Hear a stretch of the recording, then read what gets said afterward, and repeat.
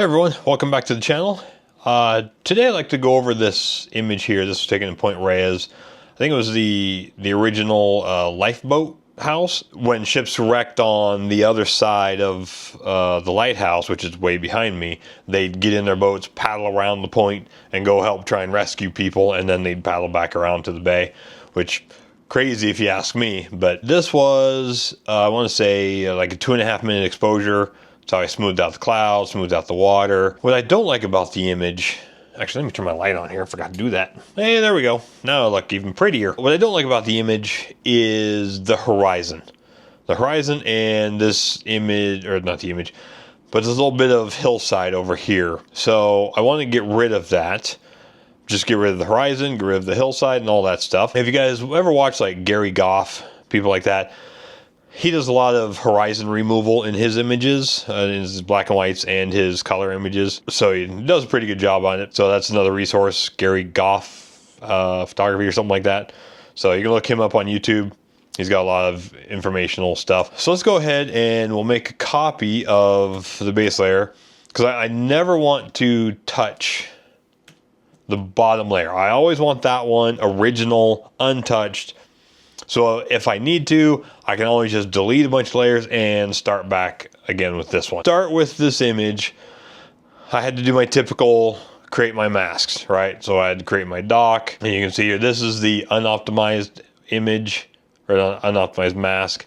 You can see just kind of everything I had to deal with, all the decking and all the pillars, and then trying to get the, you know, where the water smoothed out, trying to get all that. But the nice thing about this one was that it was just, once I got this part, I just had to invert it. And I got my sky. And then I just optimized each one. Done. Simple. I didn't have, like in my cityscapes, you know, every building had to be done. Or, you know, I could have done like, okay, I want just the railing. I want just the house or the boathouse, whatever it's called. I want just the dock. It could have been much worse than it is. That was the simple mask. It took me a long time to do it because I just wasn't really motivated to trace out all the little pillars and around the railings and all that. To get started, what I want to do is copy the sky mask and then make it a layer on this image, because this is the one we want to use to get rid of the horizon and the hillside over here. So one way some people have done it, in fact some people mentioned to me, using the remove tool to remove the horizons. The problem I have with that tool is it leaves like weird cross hatching or something. And like, so if I do something like that to get rid of it, if I zoom in even more, it just kind of does weird stuff. I think it's great for removing some small things, but I've never found it to be good for horizons. Like you can see it here. See, it's almost kind of like squared everything off. And so if we go back, like it just looks so much better. Of course, that's the hillside in the background on the other side of Point Reyes. So in order to do this, stand on the image, not the mask. It's basically just use your clone stamp tool. Let's go down here. Let's go to normal. Drop the opacity to something like, let's say about 25% or so. Let's make a big brush. Now, when you're doing an image like this, if you remove this dark shadow underneath the dock, it just looks weird. So make sure if you're going to remove horizons, keep in what you need. So when I first started removing the horizon, it didn't even dawn on me that I was actually removing the shadow. And then when I started my edit, I'm like, this just looks dumb. And I realized, oh, I've removed the shadow underneath the dock, so it just looked weird. Looked like this dock kind of floating in no man's land. So make sure you leave in what you need to when you're removing the horizon. And so if we just take a sample like somewhere up in here, nothing like down here where it's super dark, and then you just start kind of brushing it in. Like I said, we're only at 25% opacity. You just kind of take your time, kind of over and over. Just want to kind of bring down a little bit. You want to make sure if you're taking your sample, so if I were to do it down over here, try and brush this out, my sample is like way off the edge of the image. So you always have to kind of change your sampling point so that you don't end up with a square edge somewhere on the side. So you just slowly work this in, removing your horizon, making sure your transition stays smooth. And one way you can do that too is as you're going about you're removing, change the opacity even more. Say to like 11%. And then you can get closer to the dark shadow area without doing any damage to it. Slowly work in the horizon removal. Don't just go all in and you'll end up just kind of ruining it. And so now that we want to start the black and white conversion, we want to create a merged layer. Because if I come up to here, if I go to conversions, neutral, black and white, you can see it throws on the mask, and you can see this is, the dog is still in color. So we'll just go here, we'll just create a merged copy, and we can also just get rid of this because we don't need that layer anymore, and all it's doing is creating a bigger file. One thing you gotta watch when you're doing this kind of stuff is, so if I come in here, if I go conversions neutral, now we go selection, sky optimized, and then we want to darken all the sky. If I do this, just to get it how I want it, you can see what's happening to the shadow on the water. Let's do it once more to really kind of enhance it. Apply. You can see how dark it's become in red. So pay attention to things like that. If your shadows are super dark, then they will start to turn kind of a red color, and it just looks horrible. It's almost impossible to fix. Like I tried desaturating the reds, I tried all this stuff. Nothing worked. And so what I found was, if I just come into this one, go back into Adobe Camera Raw, now that we're here, just open up your shadows quite a bit. While this is still dark, it won't go super dark when you apply all the dark layers. Now that we have this, now let's go selection, sky optimized, low key, percent, intensity. Oh, I forgot to convert to black and white. I should probably convert to black and white before I do this. So let's delete that. Conversions, black and white, neutral. Hey, there we go. Let's try that. Okay, now back to selection, sky optimized. Okay, adjustments, low key. Now as we're darkening this, you can see the shadow underneath is not so dark and so red and just kind of, that's where just my eye just kind of gravitated towards that. So it was just horrible. So now we're not creating such a horrible shadow. So we'll do it once more, but this time we'll just leave it like this. We won't add any intensity. So that doesn't look bad. Let's merge this down. Let's leave the neutral layer in case we need to use it to fix anything. And I think what we'll do, let's go ahead and work on the dock. So the dock, you can see, doesn't have a lot of contrast in it. Deal with the contrast. Let's go to Tools, Luminosity Masks, create our darks, and we'll come here. Now let's figure out what kind of luminosity mask we need. Darks 1, darks 2. I think the darks 2 isn't bad. I think it's still a little too dark. So let's try a quarter dark. So we have a whole bunch of options. 1.25, 0.75. I'm kind of like the 7.5. Yeah, let's go 1.75, save that.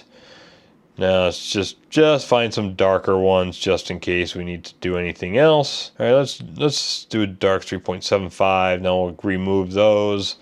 Now I want to deal with the lights because we know we want to add some light to the image as well. Go lights. That's lights 1, lights 2. Oh, I kind of like the lights 2.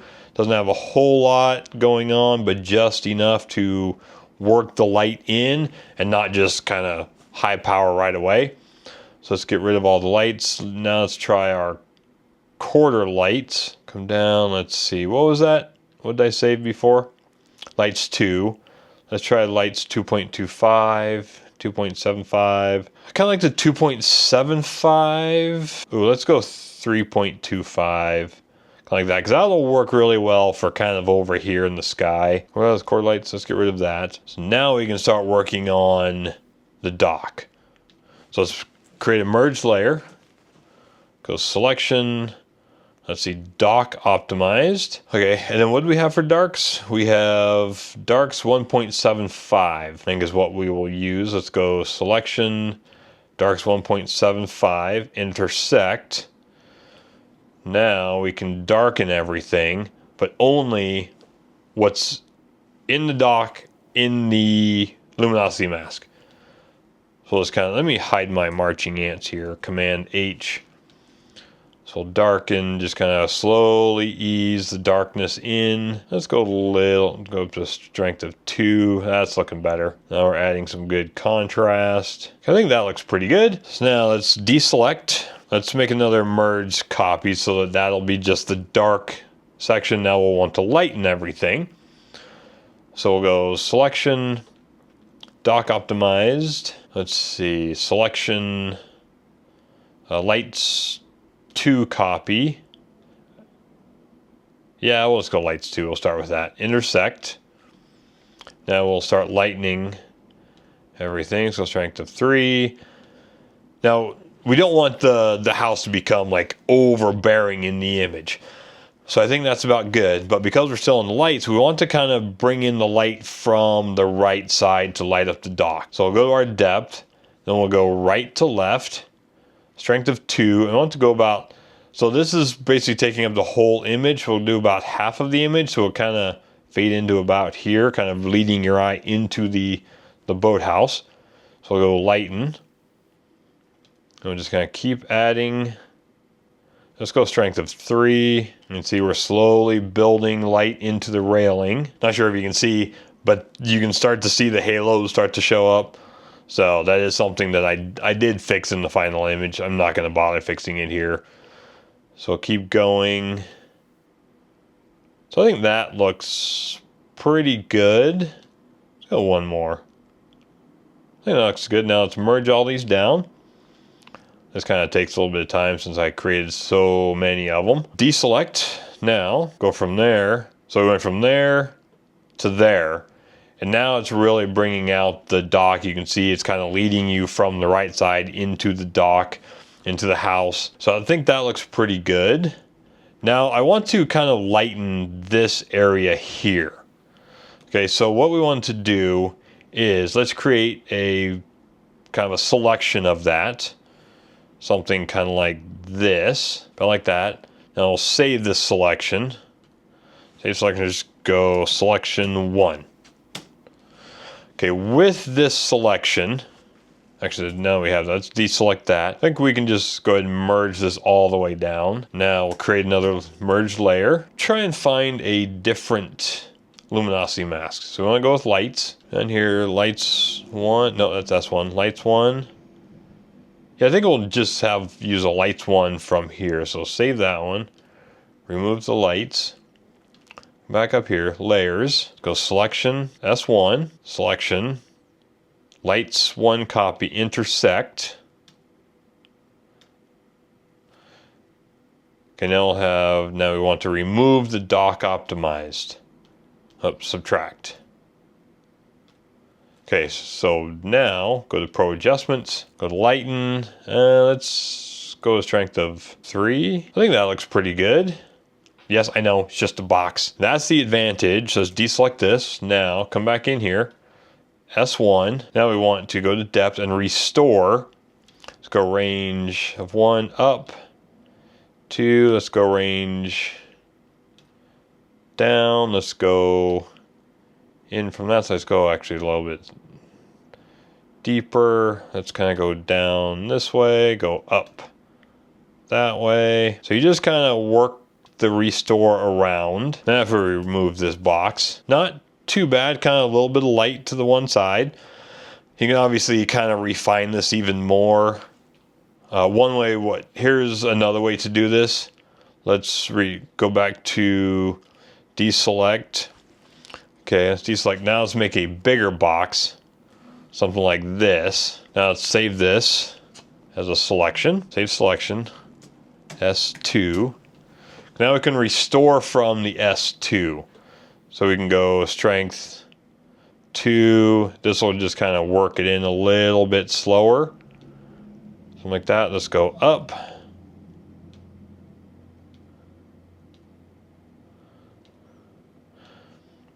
Let's go in from the right side. Let's go strength of 1 first. No, go strength of 2. That's looking pretty good. Now, obviously, if this was the real image, this little spot right there, I would actually try and fix that. But I think that looks pretty good. Let's make sure our diagonals are good. It says deselect. So yeah, that looks really good. I think we'll leave that. So that's one thing I really like about this panel, right? You can just kind of restore all your stuff versus putting a mask on and then kind of using your brush and, you know, super soft brush and kind of brushing around. Just using the restore button just, for me, works just so much better. So I think that is it for this image. Obviously, the final image, you want to go through, clean. You can see my halos. See all that. I went through and fixed all of those. You know, I fixed this line here. So I did go through, fix everything. You know, I didn't have this little dip here, but this is just a demonstration. Show you how the panel works, show you how I got rid of my horizon, how I edited this image. It was very simple. Let's go to my website here. And this is the final image here that I have on my website. If I can find it somewhere. Yep, right here. So this was the final image. You can see I kind of still did the same thing, kind of brought in some light from this side, cleaned up all my edges. So I did kind of clean up the foreground here, some of the rocks that were showing through the water. You can see that this dark shadow is not super red or very distracting. So anyway, that is this image in a nutshell. How I edit it, you know, the mask I use, just a few simple luminosity masks, a couple hard masks, and that's it. Wasn't very complicated. So if you guys have any questions, go ahead and leave them in the comment section. I'll get to them as fast as I can. Or you can contact me through my website if you have any questions. You know, like I said, the Artisan Pro panel, it's bwvision.com, that and the Quick Mask Pro. He's got a couple other versions. So give those a shot. And like I said, if you have any questions, feel free to contact me. And I'll see you in the next video.